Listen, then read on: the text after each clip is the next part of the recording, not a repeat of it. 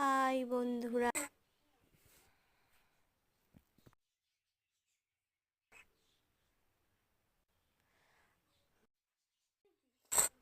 আজকে বাড়িতে আছি।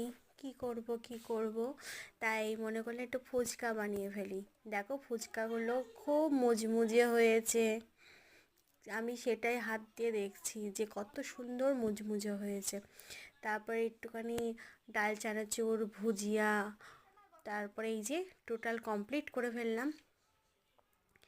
আমার মায়ের বুবুর বৌদি, খুব সুন্দর হয়েছে, খুব সুন্দর হয়েছে।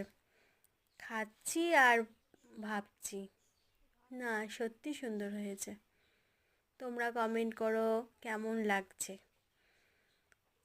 একটু পাশে থাকো, তোমরা তোমরা যদি পাশে না থাকো আমি কি এগাতে পারি?